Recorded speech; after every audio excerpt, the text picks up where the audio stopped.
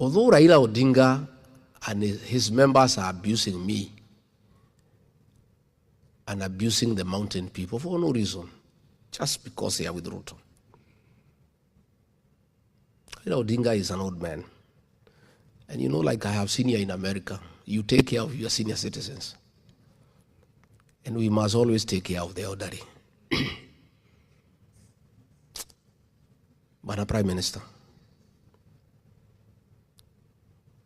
wewe, ile kitu hiyo Kasongo wataonesha wewe, uliza mimi. The guy is pretending to be nice to you, but utakuja kuniambia. If he conned me and the whole mountain, na sisi vile tumesoma, na vile tunajifikiria tumejanuka.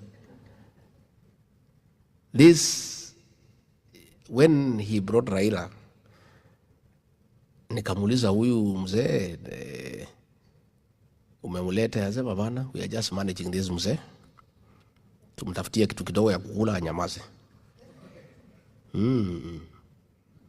Alafu tumwambie kuna hii kitu ya report ya dialogue atoe, lakini it will go nowhere. I want to tell you, Raila Odinga, William Ruto told me that medical report will go nowhere. He's just conning you. And he has told Ichung'wa and company in parliament to delay it until the next election. So you are there waiting for Ruto to implement the medical report. There is nothing, he will not do it. Again, he told me, and I have seen it has come to pass, that he'll be close to you and he'll divide ODM right in the middle. Today, as we speak, ODM fellows are abusing each other. The Luo MP leaders of ODM are abusing the Luya ones, and the Luya ones are abusing the Luo ones. Just what William Ruto told me, that I'll go near this ODM, it's a strong party, I will divide it right in the middle. So wewe mzee Raila, although watu yako wananitukana, wacha nikuchanue kidogo. Wewe Ruto atamaliza chama yako ya ODM. Nadiko will never see the right of the day.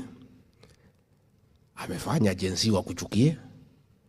Waluya wamekuacha, Wakamba wamekuacha, Wakisii wamekuacha, amekuachia Wajaluo nusu.